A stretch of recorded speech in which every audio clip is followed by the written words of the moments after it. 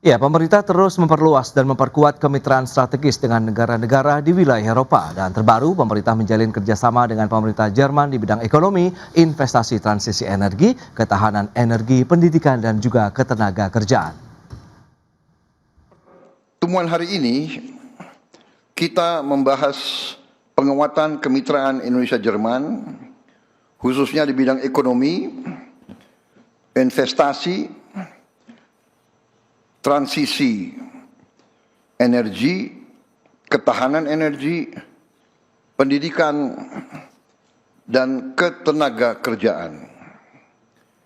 Kami sepakat untuk terus meningkatkan volume perdagangan dan investasi yang saling menguntungkan.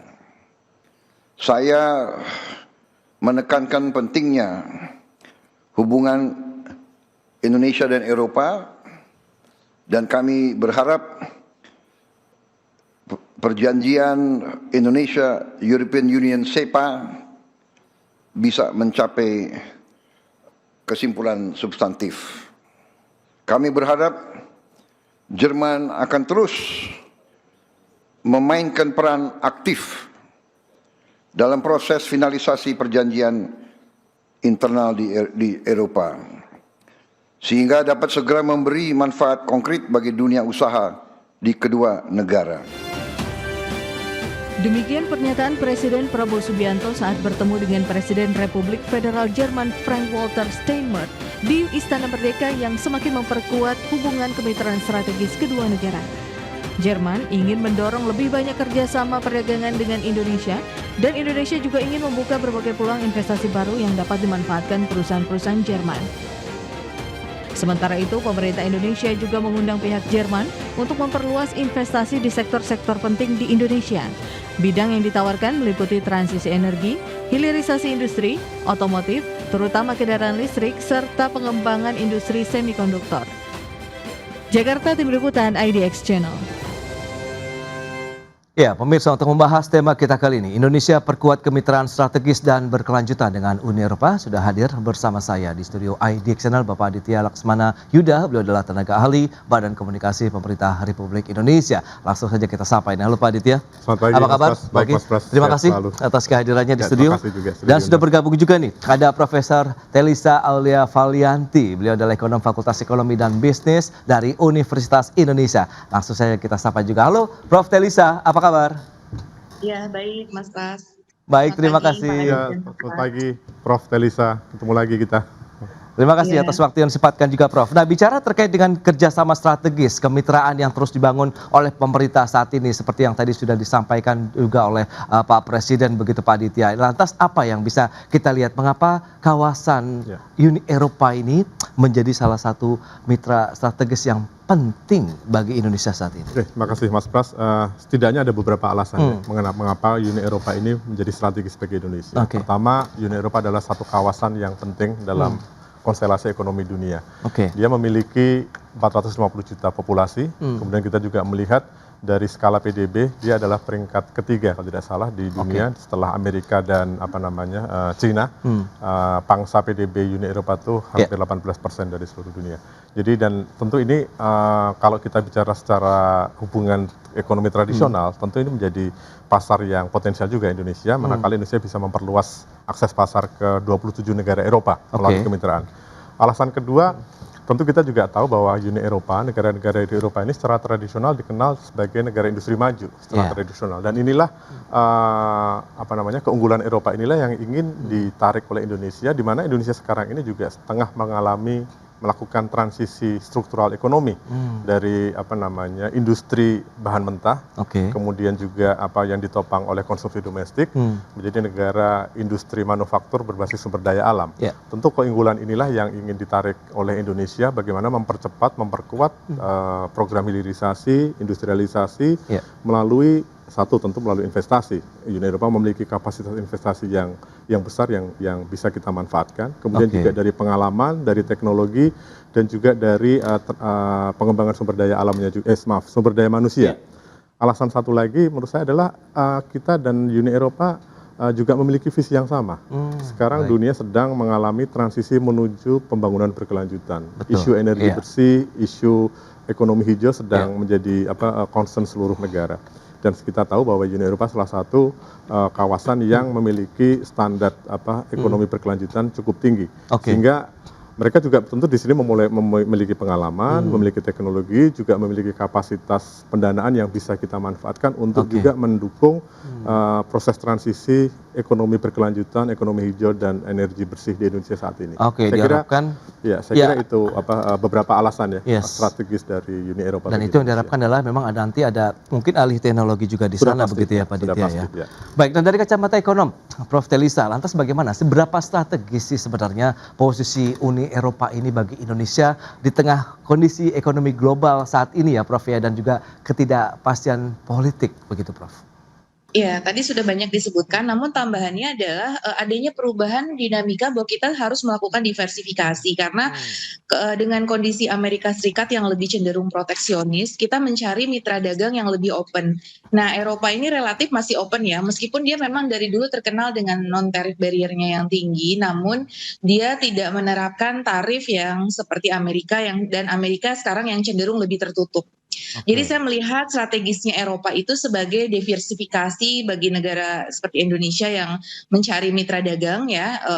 Nah, Eropa itu mengalami perubahan gravitasi di mana tadinya kan Eropa itu sangat dekat dengan Amerika ya. Nah, karena kemarin sempat ada konflik geopolitik antara Amerika dengan Eropa itu sendiri, di situ terjadi mulai kerenggangan. Nah, itu sebetulnya menjadi peluang sih untuk Asia dan termasuk Indonesia ya, negara-negara Asia untuk lebih dekat dengan Eropa karena dari sisi politik Eropa dan Amerika ini ada sedikit keretakan akibat Greenland dan kemudian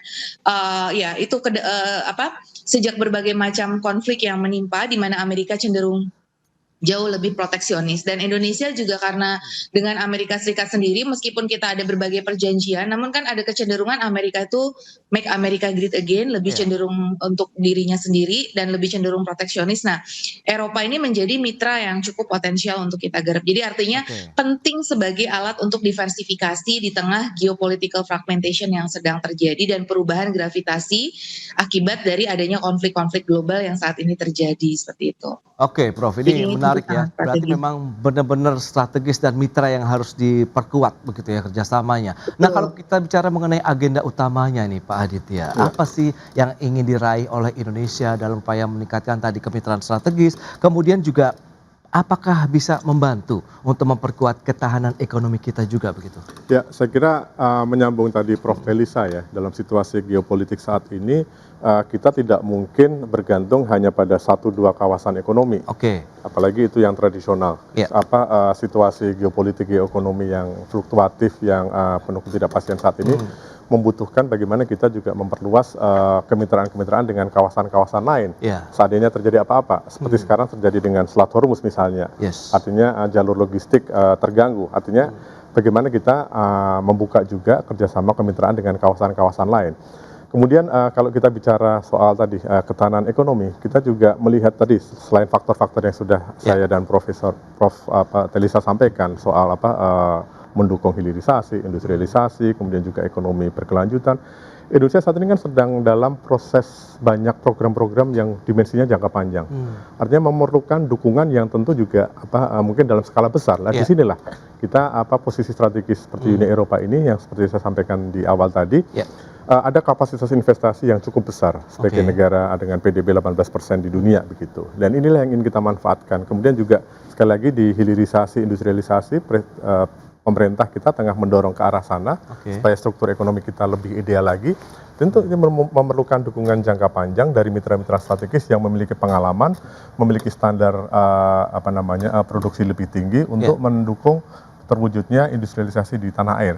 Yang poin lain yang tidak kalah pentingnya dalam situasi saat ini, di mana kita juga harus akui negara kita tengah dipenuhi juga dengan persepsi atau sentimen dari market ya. Dengan kita bisa memperkuat kemitraan bersama Uni Eropa, ini akan mengirimkan sinyal positif ke pasar bagaimana sebuah big player di dunia memberikan kepercayaan kepada Indonesia untuk memperkuat kerjasama kemitraan. Betul. Tentu ini akan memberikan efek psikologis juga kepada sentimen yang positif pada pelaku-pelaku ekonomi, investor-investor global lainnya, bahwa Indonesia ini sebenarnya secara fundamental kuat, stabil, dan cukup terbuka bagi kerjasama internasional gitu. Saya kira poin terakhir itu juga penting ya dalam situasi saat ini, bagaimana ini diharapkan bisa mengirim sinyal yang kuat ke luar bahwa kita ini negara yang secara fundamental bagus begitu, secara ketahanan ekonomi juga bisa dipercaya untuk arus modal masuk dari kekuatan-kekuatan besar seperti Uni Eropa. Yang menarik dan kedepannya perlu kita cermati begitu Pak Aditya, apakah bisa meningkatkan peluang kita untuk melakukan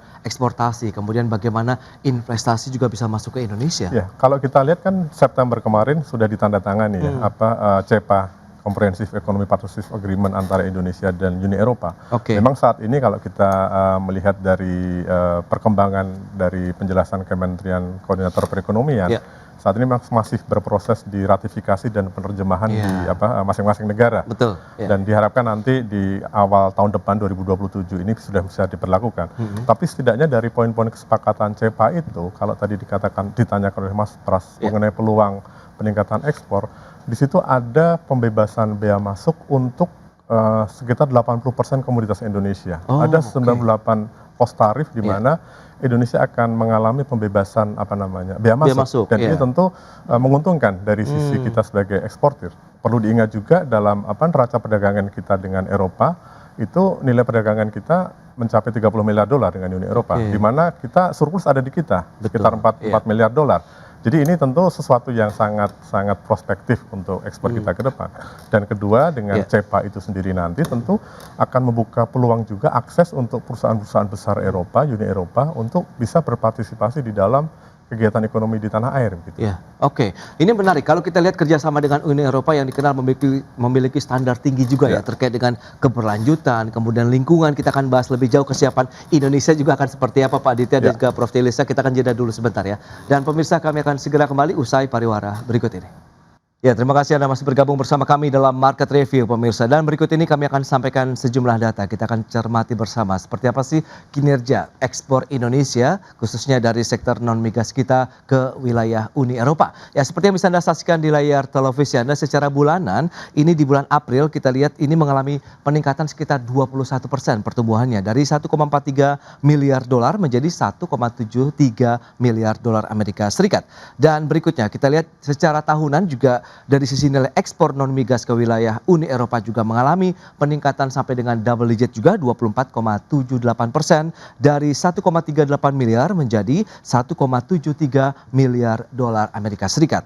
Dan selanjutnya secara kumulatif pun tidak jauh berbeda, masih mencatatkan kinerja positif untuk ekspor non-migas kita ke Uni Eropa, tumbuhnya 1,52% dari 5,9 miliar menjadi 6 miliar dolar Amerika Serikat. Itu dia beberapa data yang sudah kita sampaikan. Kita lanjutkan kembali perbincangan bersama dengan Bapak Aditya Laksmana Yuda, tenaga ahli Badan Komunikasi Pemerintah Republik Indonesia. Kemudian juga ada Profesor Telisa Aulia Valianti, ekonom dari Universitas Indonesia. Nah, bicara mengenai Uni Eropa yang dikenal memiliki standar tinggi terkait dengan keberlanjutan dan lingkungan. Tantangan berikutnya mungkin kita dari sisi kacamata ekonom dulu kita lihat begitu ya, Prof. Telisa. Anda melihat bagaimana sebenarnya posisi Indonesia, Prof. Kalau kita lihat Uni Eropa dengan standar produk-produk yang tinggi yang bisa masuk ke sana begitu, Prof.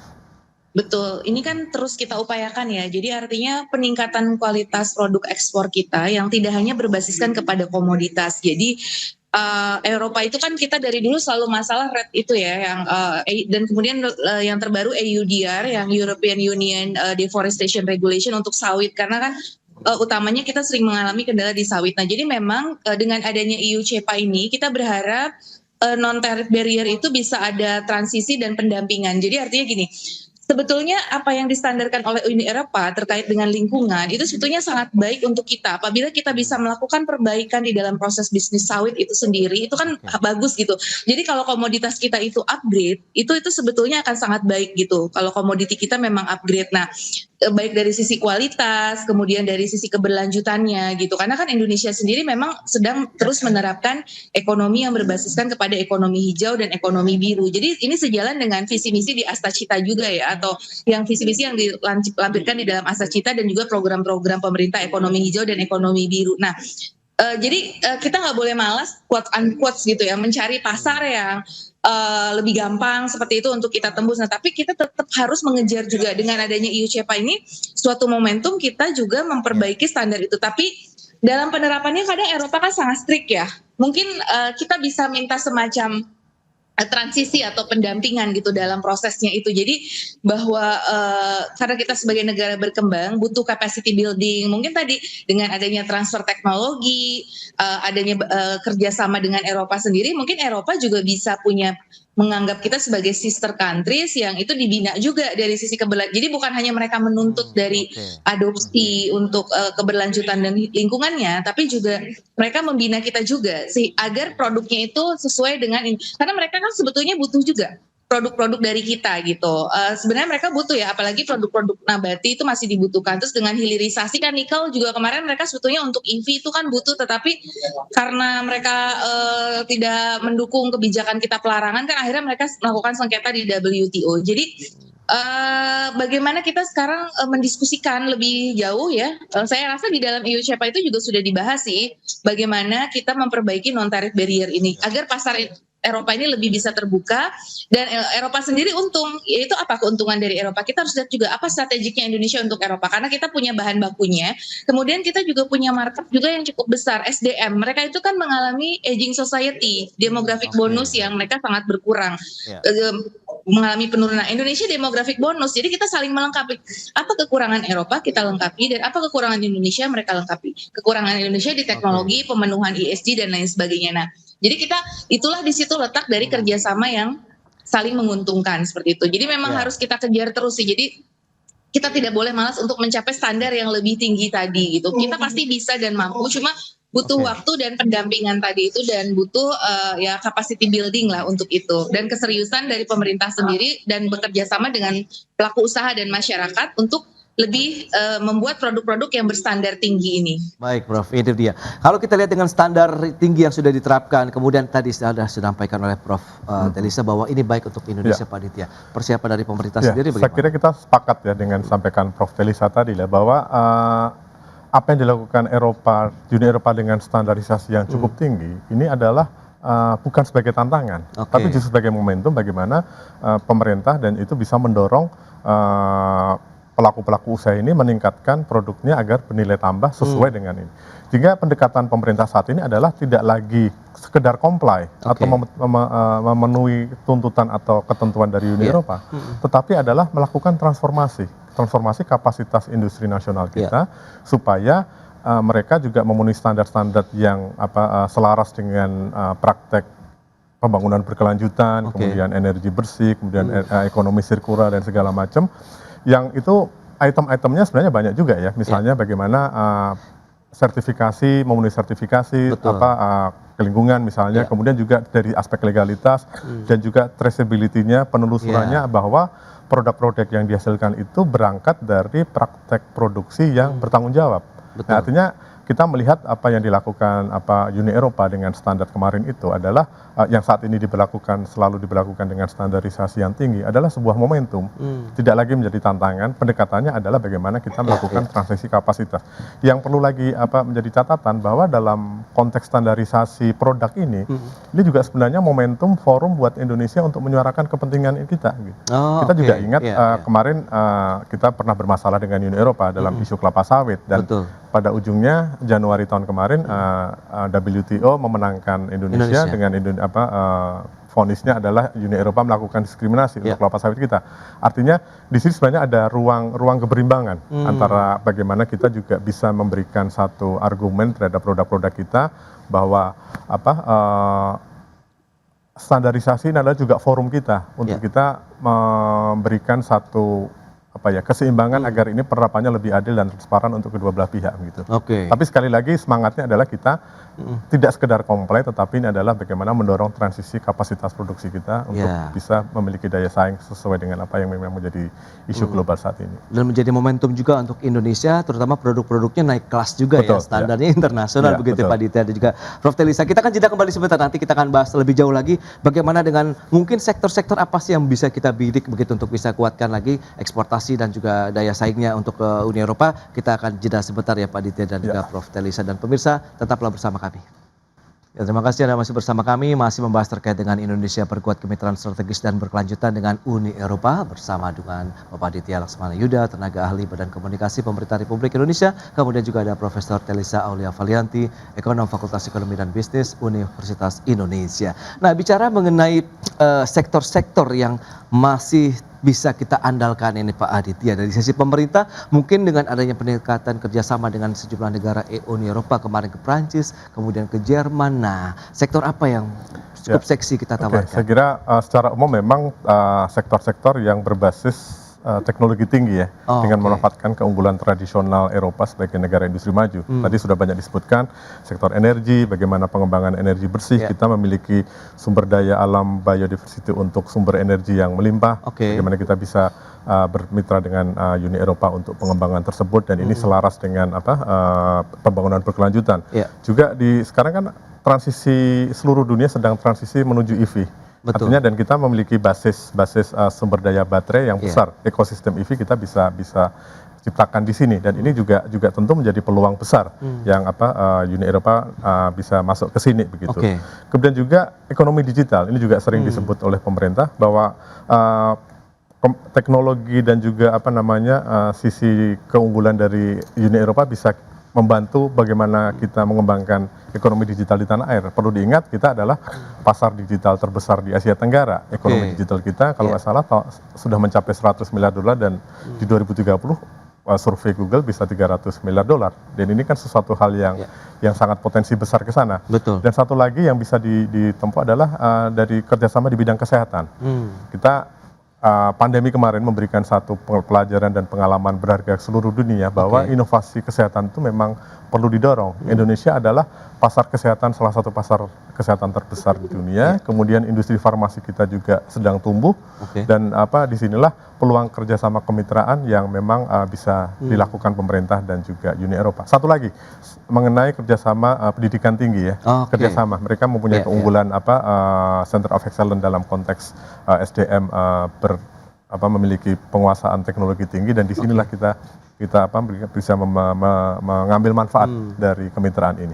Berarti semuanya ini di luar komoditas sumber daya alam kita ya, ternyata masih banyak sektor ya yang menarik untuk ditawarkan begitu Pak betul. Ditya. Artinya ini kan kita kalau dalam konteks kemitraan kan apa yang menjadi kelebihan mereka kita ambil, dan apa yang menjadi kelebihan kita tawarkan kepada mereka. Jadi ini tentu sesuatu hal yang memang mutualisme ya, dari kedua pihak. Itu dia.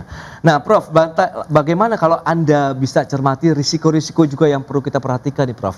Mengingat kerjasama ini kan juga lintas negara, kemudian ini juga banyak sekali kerjasama bisnis yang perlu kita lakukan bersama juga. Nah, potensi risiko yang perlu kita antisipasi, persaingan industri atau persaingan usaha, atau bagaimana Prof Anda melihatnya?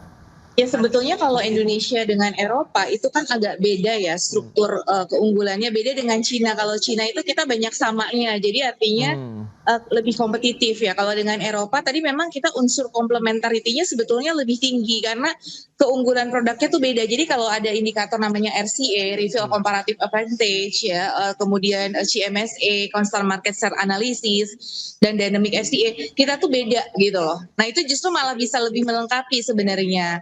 Nah, cuma paling resiko itu mungkin tetap kan kita kedaulatan negara juga, artinya kan kita juga tetap harus waspada, artinya menjaga ya, itu kan selalu ya dalam setiap hubungan antar negara secara politik itu kan ada kepentingan-kepentingan, terutama ini sih sesuai nggak dengan budaya kita, karena jangan sampai kerjasama ekonomi terus kemudian kita mengorbankan budaya, karena ada beberapa kerjasama mereka yang mensyaratkan, misalkan contoh ya, ini termasuk di OECD standar, kita harus mengakui LGBT atau menerima LGBT misalkan. Nah, itu agak sulit ya untuk diterima. Nah, hal-hal seperti itu mungkin tetap perlu kita waspadai. Kemudian misalkan prinsip halal, kemarin kan Amerika minta dikecualikan beberapa prinsip halal untuk produk manufaktur di luar pangan, di olahan pangan tertentu atau di non pangan. Nah, ini juga jangan sampai terjadi semacam itu lagi sih. Jadi atas nama kerjasama ekonomi, kemudian kita mengorbankan values negara. Jadi artinya kita tetap menghormati values dari negara masing-masing, tapi tetap saling menguntungkan tadi secara kerjasama. Dan mungkin kalau boleh nambahin tadi sektor apa yang menurut itu penting, itu adalah juga pertahanan.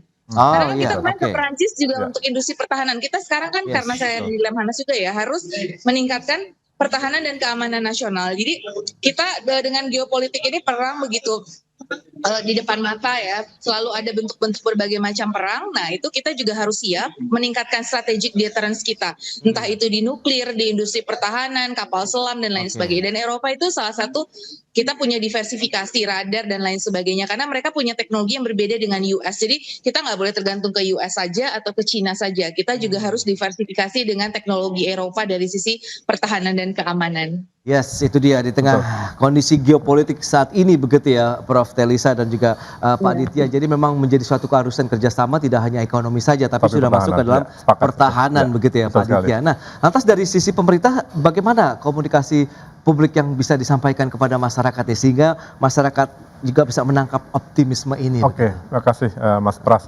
Kalau dari sisi pemerintah, bagaimana untuk membangun optimisme melalui kemitraan dengan banyak negara lah, termasuk Uni Eropa, tentu pemerintah membangun narasi bahwa ini bukan sekedar diplomasi ekonomi, tetapi bagaimana berdasarkan fakta dan manfaat konkret yang bisa diperoleh oleh perekonomian secara nasional dan juga pelaku-pelaku usaha keseluruhan, baik dari skala besar maupun skala UMKM. Nah, ini sekaligus bicara mengenai UMKM ya. Tentu kan menjadi pertanyaan, seberapa besar sih dampaknya dari kemitraan-kemitraan dengan banyak negara Uni Eropa segala macam itu terhadap UMKM. Nah, ini memang keberhasilan sebuah kemitraan tidak bisa hanya dilihat hanya dari sisi value perdagangan semata. Tapi tentu harus diturunkan secara bagaimana kerjasama ini memiliki dampak inklusif, memperkuat ekonomi kecil, UMKM, kemudian juga pelaku-pelaku ekonomi di daerah. Ada beberapa hal yang dilakukan pemerintah. Pertama yang lazim adalah penguatan akses pasar untuk UMKM. Bagaimana UMKM juga memiliki akses pasar ke ekspor ke negara-negara mitra. Yang kedua dengan tema industrialisasi saat ini, pemerintah juga mendorong integrasi UMKM dalam rantai pasok industri. Hadirnya investasi-investasi asing melalui kemitraan, misalnya dari Uni Eropa ingin investasi di Indonesia, menggandeng mitra lokal Indonesia membuka pabrik atau apa.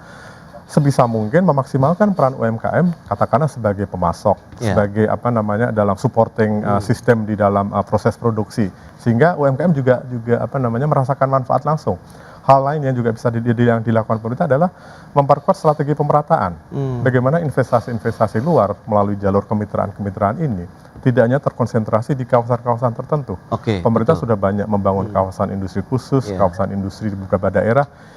Intinya adalah bagaimana investasi dari kemitraan itu juga dirasakan secara merata oleh pelaku-pelaku ekonomi di daerah. Tentu saja manakala itu tersebar, manfaat ekonominya juga dirasakan oleh pelaku ekonomi di wilayah sekitar, termasuk UMKM-nya begitu. Jadi saya kira ini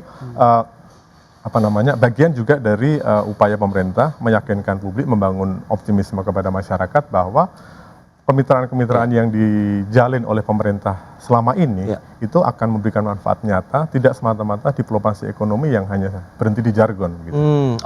Itu dia. Memang yang paling ditunggu-tunggu oleh masyarakat dan mungkin dunia usaha adalah actionnya begitu. Betul, ya Pak Ditya ya. Bagaimana kita bisa menjaga konsistensi setiap kebijakan dari sisi pemerintah begitu. Betul, ya untuk bisa membangun ekonomi kita dengan tadi meningkatkan kerjasama tidak hanya pada satu wilayah saja, tapi Uni Eropa pun sebenarnya masih menjadi satu kemitraan yang strategis dan bisa berkelanjutan yang akan memberikan keuntungan bersama begitu, baik Indonesia maupun juga Uni Eropa. Pak Ditya, kemudian Prof. Telisa, terima kasih banyak sebelumnya atas informasi, update dan juga insight yang sudah diberikan ya. Selamat melanjutkan aktivitas Anda kembali, sampai berjumpa kembali. Prof. Telisa, terima kasih banyak atas waktunya. Terima kasih. Pak Ditya, terima kasih banyak atas kehadirannya di kami ya Pak. Ya pemirsa, jalur pelayaran Selat Hormuz akan kembali dibuka seiring kesepakatan damai antara Amerika Serikat dan Iran yang akan ditandatangani pada Jumat mendatang. Dengan dibukanya kembali Selat Hormuz, kapal-kapal akan bisa melintas tanpa dikenai biaya. Sesuai kesepakatan perdamaian Amerika Serikat dengan Iran, jalur pelayaran Selat Hormuz akan dibuka kembali sepenuhnya mulai hari Jumat mendatang. Dengan pembukaan tersebut, semua kapal bisa bebas keluar masuk melalui Selat Hormuz. Strait is already partially opened. As you know, they're doing a little hunting for a couple of mines that they've already found. But it's essentially ships are starting to go out now. On Friday, it'll be completely open. Sebelumnya, kapal-kapal yang mayoritas bermuatan minyak terjebak di Selat Hormuz akibat perang antara Amerika Serikat dan Israel melawan Iran sejak 28 Februari 2026. Trump mengatakan kapal-kapal nantinya bisa melintasi Selat Hormuz tanpa membayar biaya apapun. Namun, Kementerian Luar Negeri Iran menyatakan Iran akan tetap membebankan biaya layanan maritim pada kapal yang transit di Selat Hormuz. Trump bersama Wakil Presiden J.D. Vance dan Ketua Parlemen Iran Mohammad Bagher Ghalibaf telah menandatangani nota kesepahaman tentang perdamaian pada hari Minggu. Dan sebagai tindak lanjut, Amerika Serikat dan Iran bersama Pakistan sebagai mediator akan menandatangani kesepakatan secara fisik pada Jumat mendatang di Swiss. Penandatanganan ini akan mengawali periode 60 hari seiring Iran dan Amerika Serikat berupaya mencapai kesepakatan perdamaian sepenuhnya. Amerika Serikat berharap lalu lintas pelayaran kembali pulih seperti sebelum perang dalam beberapa pekan ke depan. Berbagai sumber IDX Channel. Ya, pemirsa, untuk membahas tema kita kali ini, arah pergerakan harga energi pasca pembukaan Selat Hormuz, sudah tersambung melalui Zoom bersama dengan Bapak Yayan Satyakti. Beliau adalah pengamat ekonomi energi dari Universitas Padjadjaran. Langsung saja kita sapa nih. Halo, Pak Yayan, apa kabar? Alhamdulillah, baik, Mas Pras. Baik, terima kasih juga atas waktu yang disempatkan. Tadi sudah disampaikan informasi ini menjadi satu angin segar tidak sih bagi masyarakat internasional ya, khususnya bagi negara-negara yang memang memiliki konsumsi cukup tinggi terhadap energi yang berasal dari negara-negara Timur Tengah, khususnya mereka yang memang menggunakan transportasi di Selat Hormuz sendiri ini. Pak Yayan, dengan kabar bahwa akan dibukanya secara penuh Selat Hormuz, Pak. Oke, pertama kita lihat probability sejauh mana bahwa peacemakers itu ataupun reopening itu mampu bertahan ya. Jadi kalau kita lihat di sana kan tadi sudah dijelaskan kurang lebih ya ada sekitar sebulan lebih ya. Dan kalau saya melihatnya itu kita masih di sekitar 55% probabilitanya. Jadi kemungkinan harga minyak dunia itu bisa turun sampai dengan 80 sampai dengan 75 ya, itu mungkin di akhir tahun ataupun di awal tahun depan. Nah, kemudian yang kedua itu masih kemungkinan akan terjadi fragile trust ataupun ada intermittent itu sekitar 30%. Jadi harga itu bisa di kisaran sekitar $90 per barrel. Kemudian juga ada renewal closure ya, atau kalau misalkan terjadi masih ada katakan sekitar 15% itu masih ada kemungkinan bahwa apakah peacemakers agreement tadi ya itu bisa bertahan lama atau tidak. Nah, kemudian ketika kita lihat di sini bahwa saya kira ini good news ya kalau kita lihat bahwa premi geopolitik ini yang sempat kita melihat bahwa Brent itu di kisaran 117 per barrel dan kemudian terkoreksi. Nah, ini sekarang di kisaran sekitar 78 sampai 83 ini sejak awal bulan Maret.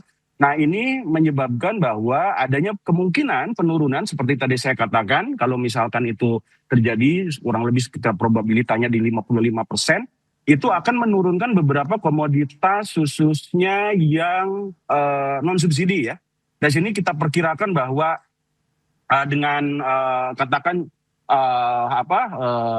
nilai tukar yang sekitar 17.000 ya yang saat ini, nah itu kemungkinan bahwa kita akan mengalami penurunan khususnya untuk Pertamax ini untuk di bulan Juni sekarang ini kan 16.250, kemudian juga bulan Juli sekitar 15.228, Agustus sekitar 14.500, September 1.100, Oktober 13.800, November 13.614, dan Desember ini 13.479. Jadi kalau kita lihat apakah probabilitasnya itu akan kembali lagi ke harga yang sekitar 12.300, saya kira itu kita tidak bisa akan kita peroleh untuk saat ini ataupun misalkan bulan depan, tetapi kemungkinan itu akan terjadi di awal tahun depan. Nah, kalau kita lihat misalkan juga ada beberapa hal fundamental yang mungkin ini akan meningkatkan khususnya dari sisi supply ya dengan adanya reopening tadi. Ini kita lihat bahwa IEA juga itu memproyeksikan rata-rata di tahun 2027 itu kurang lebih sekitar $79.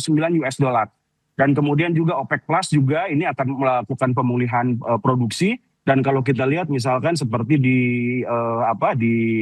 STEO ya, ataupun short term energy outlook Amerika Serikat itu pada tahun 2027 masih ada di kisaran sekitar 79 US dollar dengan penambahan produksi Amerika Serikat akan sekitar 14 juta barrel per day. Jadi kalau kita lihat di sini bahwa kemungkinannya ya akan terjadi penurunan, tetapi equilibriumnya itu tidak akan bisa diperoleh dengan cepat dan itu akan terjadi seperti kondisi sebelum bulan Maret itu akan ada di awal tahun depan. Baik, Pak Yayan. Dan kita langsung saja sudah bergabung ini Profesor Tumiran. Beliau adalah Direktur Engineering Research and Innovation Center dari Fakultas Teknik Universitas Gadjah Mada dan juga anggota Dewan Energi Nasional tahun 2009 sampai dengan 2019. Halo, Prof. Tumiran, apa kabar? Alhamdulillah, sehat-sehat Mas. Baik. Nah, semangat ya. Semangat, terima kasih atas waktu yang disempatkan. Prof, tadi sudah disampaikan dan diulas cukup panjang lebar dari Pak Yayan terkait dengan wacana ataupun rencana pembukaan Selat Hormuz ini akan memberikan angin segar bagi sektor energi global dan juga Indonesia. Lantas bagaimana Anda melihat potensi-potensi yang bisa kita manfaatkan dengan memang adanya rencana pembukaan Selat Hormuz tadi begitu Prof. Tumiran? Iya, kalau saya melihat pelajaran dari Selat Hormuz itu sekarang dibuka, itu harusnya momentum apa yang telah dilakukan pemerintah itu harus dijalankan terus. Misalnya penguatan untuk menunjukkan transisi energi, ya kan, upaya konversi dari LPG ke listrik. Ini sebaiknya diteruskan. Kemudian upaya percepatan untuk mendorong EBT supaya kita mandiri juga diteruskan. Karena situasi global walaupun sudah disepakati antara US dan Teheran untuk menghentikan perang ya, tapi kan kita tidak bisa menjamin apakah dalam negosiasi 60 hari ke depan betul-betul itu mereka kedua negara itu kepentingannya masing-masing terpenuhi sehingga komit terhadap agreement tetap menjaga Selat Hormuz. Jadi saya kira kita tetap waspada ya. Jadi jangan nanti harga minyak turun. Tadi Pak Yayan sudah memprediksi ya dari data mungkin ya tahun 2027 juga kalau itu akan terjadi akan oversupply seolah-olah akan murah bisa 60-an sampai 75 US dollar. Sekarang kan sudah 78 79 tadi Pak Yayan sudah menyampaikan angka-angka itu ya. Jadi buat saya yang penting bahwa kita jangan lengah gitu. Karena sudah murah nanti beban subsidi juga turun gitu ya. Tapi ini jangan seperti itu gitu. Jadi ini yang harusnya tetap kita lakukan adalah penguatan. Kita kan ekonomi kita kan sulit Mas. Lapangan kerja kan susah sekarang ya. Jadi momentum ini tetap terus, pendorogan EBT itu juga harus dilakukan terus supaya sektor itu berkontribusi ketahanan energi, menciptakan ekonomi baru, lapangan kerja baru. Tetapi catatannya ya jangan kita impor, kita dorong EBT nanti seperti dicanangkan oleh Presiden mau bangun 100 giga, nanti impor semua, itu nggak benar gitu. Jadi nanti masyarakat akan marah, untuk apa kita transisi kalau bisa kita kesedot gitu ya. Jadi ini harus diperhatikan. Saya kira momen ini tetap kita waspada dan hati-hati. Kesadaran kolektif masyarakat kemarin misalnya Pertamax sudah dinaikkan, ya mungkin masyarakat juga akan bisa mengatur kembali bagaimana penggunaan BBM ini gitu. Saya kira itu Mas tambahan yang ingin kita sampaikan ya, supaya kita tetap waspada. Seolah-olah itu akan terjadi, itu lebih baik gitu. Jangan seolah-olah itu tidak akan terjadi. Jadi kemudian kalau nanti memang minyak bisa turun, ya Indonesia segera menyiapkan untuk cadangan strategis gitu ya. Jadi kita bangun cadangan untuk BBM, cadangan LPG atau penyimpanan gas ya. Sehingga kalaupun ada krisis, misalnya sebulan, itu kita masih bisa mengatasi fluktuasi yang tidak mengganggu perekonomian nasional. Ini kan seperti punya cadangan-cadangan strategis seperti Jepang, Amerika kan punya. Jadi walaupun ada gejolak mereka terlock, itu mereka masih bisa mengamankan situasi ekonomi domestiknya. Baik Prof, dan kita tahu juga pemerintah sudah menandatangani kesepakatan impor minyak mentah dari Amerika Serikat dalam perjanjian perdagangan resiprokal dan baru-baru ini juga berencana melakukan importasi minyak dari Rusia. Apakah kebijakan ini sudah tepat sebagai antisipasi dinamika di Timur Tengah? Kita akan bahas lebih jauh di segmen berikutnya. Kita akan jeda sebentar Prof. Tumiran dan juga Pak Yayan. Dan pemirsa kami akan segera kembali usai jeda berikut ini. Ya, terima kasih Anda masih bergabung bersama kami dalam Market Review. Kita lanjutkan kembali perbincangan bersama dengan Profesor Tomiran dan juga Bapak Yayan Satyakti. Nah, Pak Yayan, kalau kita bicara dengan tadi potensi dan juga optimisme nih, seperti yang Prof. Tomiran sampaikan yang harus terus digaungkan oleh masyarakat, pemerintah begitu, bahwa harapan Selat Hormuz tetap terbuka ini kan memberikan dampak yang sangat positif bagi Indonesia.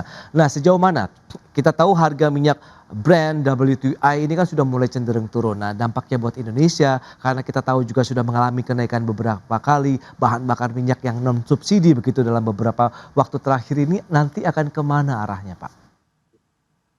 Ya, kalau misalkan kita lihat ya angka di ICP itu yang ada di APBN itu yang sekitar 70 US dollar per barrel itu mungkin harus direvisi ya. Kenapa? Karena kalau kita lihat bahwa realisasi year to date itu hingga 31 Mei sampai Juni itu sudah sekitar 91,9 US dollar. Itu di atas asumsi 70 US dollar per barrel. Nah, kalau misalkan kita lihat itu kemungkinan yang paling realistis itu di kisaran sekitar mungkin 80 sampai dengan 85,5 ya, atau di antara itulah. Nah, jadi kalau misalkan kita lihat di sana mungkin pemerintah harus menyiapkan dengan beragam skenario dari mulai 80, 85 hingga 90. Nah, kalau misalkan kita lihat di sini bahwa katakan bahwa berdasarkan pada informasi yang ada di publik ya, pemerintah itu memiliki bantalan kurang lebih sekitar 420 triliun untuk menjaga kurang lebih di kisaran sekitar 2,9%. Nah, ini yang paling katakan untuk ICP rata-rata itu di 90 US dollar itu akan melebarkan defisit itu kurang lebih sekitar di 136 triliun. Kemudian kalau misalkan US dollarnya itu di ICP-nya itu di kisaran 100, maka itu akan kurang lebih sekitar 204 triliun. Nah, kalau saya lihat ya kemungkinan bahwa jika dalam kondisi damai ini prediksi dari beban subsidi itu di kisaran sekitar 245 triliunan ya. Kalau misalkan catatnya rapuh ini bisa sekitar 306 triliun atau misalkan ada penutupan ulang itu di sekitar 418 triliun. Jadi apakah ini misalkan masih bisa ya, saya kira kalau kita lihat angkanya kita masih bisa. Nah, tetapi memang beban ini itu akan relatif agak berat ya. Karena apa? Karena tidak hanya berbicara mengenai subsidi, tidak hanya fiskal ini untuk subsidi, tetapi juga digunakan hal-hal yang lain. Karena kalau kita lihat bahwa dampak sektor migas ataupun hidrokarbon sektor itu tidak hanya ke BBM langsung, tetapi turunan hidrokarbon yang ada hubungannya dengan industri manufaktur seperti plastik, amonia ya dan lain-lain. Nah, sehingga kalau kita lihat di sini bahwa mungkin pemerintah harus segera untuk melakukan readjustment khususnya untuk kebijakan subsidi dan kemudian harus tetap waspada karena kita lihat bahwa prospeknya sampai apakah akan sampai sesuai dengan harga katakan 12.300 itu tidak akan tercapai dalam jangka waktu dekat. Jadi kita harus menunggu dan ini akan ada adjustment. Nah, kemudian kalau kita lihat di sini faktor yang mempengaruhi terhadap subsidi tadi itu ada dua hal ya. Itu yang pertama tadi harga minyak dunia itu sendiri yang kemudian akan berdampak ke main outlet Singapore ya. Kalau kita lihat di sini perubahannya nanti akan berpengaruh ke ke harga misalkan pertalite, beban BBM dan lain-lain dan juga nilai tukar.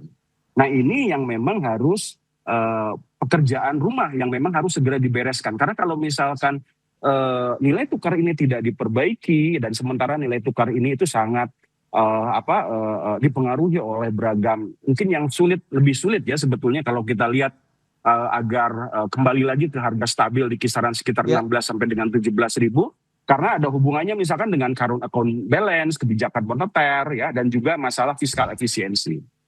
Oke, itu dia dengan upaya-upaya yang terus dilakukan oleh pemerintah. Nah, lantas bagaimana Prof? Anda melihat dengan upaya pemerintah juga yang sudah menandatangani kesepakatan impor minyak mentah dari Amerika Serikat dalam perjanjian resiprokal, kemudian rencana juga impor dari Rusia. Apakah ini memang suatu langkah antisipasi yang sudah tepat dengan dinamika yang terjadi saat ini? Atau Anda melihat ya ini menjadi bagian strategi saja kita melakukan diversifikasi begitu Prof?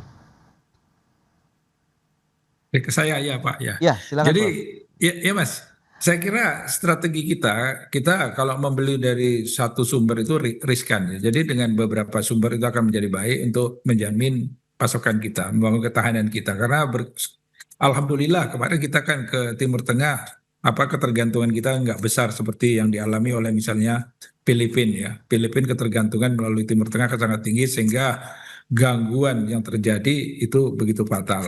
Nah kita kan produksi dalam negeri kita kan ya lumayan lah, masih mungkin 40% ya Mas ya. Kalau kita kan 600.000 barel ya, sisanya kita impor. Jadi impor ini memang sebaiknya ya dari segi strategi jangan tergantung pada satu negara gitu.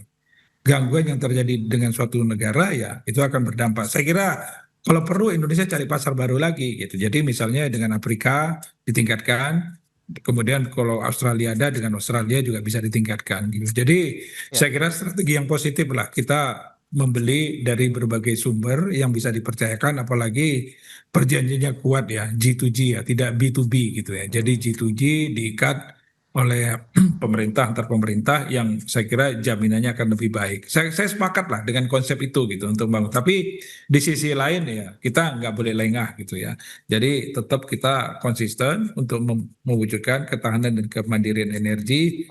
Apalagi sumber EBT kita banyak, itu didorong untuk kita memproduksi tapi menciptakan lapangan kerja baru gitu. Jadi saya kira kalau anak-anak muda kita pintar-pintar, engineer kita ada ruang untuk akselerasi ke industri EBT, saya kira akan menyebabkan impact ekonomi yang luar biasa gitu. Jadi sekarang ke depan kita harus berbasis teknologi gitu ya. Sehingga di sumber-sumber daya alam kita olah di dalam berbasis teknologi, produk teknologi yang kita impor Mas. Saya kira harus didorong ke sana Mas, pemerintah Mas, melalui IDX Channel nih. Oke, Prof. Baik. Terakhir Prof, proyeksi Anda terkait dengan sektor energi kita begitu ke depan, singkat saja. Proyeksi kita, saya selalu optimis ya. Jadi kita itu sekarang kan harus growth ya di sektor energi, karena ekonomi stagnan kita kan di sektor kelistrikan kita. Kita baru 1.400 kWh per kapita kalau kita di sektor listrik. Kalau kita mau maju seperti China itu udah 6.000 kWh per kapita. Ya, berarti kita harus butuh 4-5 kali dari sekarang. Itu bisa dibayangkan berapa investasi, berapa tenaga kerja, bagaimana teknologi. Nah, ini ruang itu harus diciptakan oleh pemerintah. Jadi harus diciptakan berbasis penguasaan teknologi Mas. Ya itu dia, penguasaan teknologi dan peningkatan kualitas SDM Indonesia juga begitu Prof ya ke depan untuk bisa mendukung ketahanan energi nasional kita. Baik. Dan satu yang penting, dukungan politik decision untuk keinginan mandiri. Oke, itu yang harus itu dia.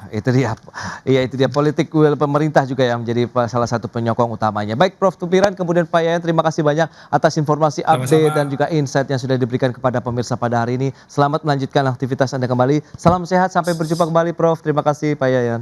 Terima kasih, sama-sama. Semoga sehat semua. Baik. Ya, pemirsa, 1 jam sudah saya menemani Anda dalam Market Review dan ikuti terus beragam informasi pilihan hanya di IDX Channel, TV bisnis nomor 1 di Indonesia. Jangan lupa saksikan program IDX First Session Closing yang akan tayang pukul 12 waktu Indonesia Barat. Saya Prasetyo Wibowo beserta seluruh kerabat kerja yang bertugas pamit undur diri. Terima kasih, sampai jumpa.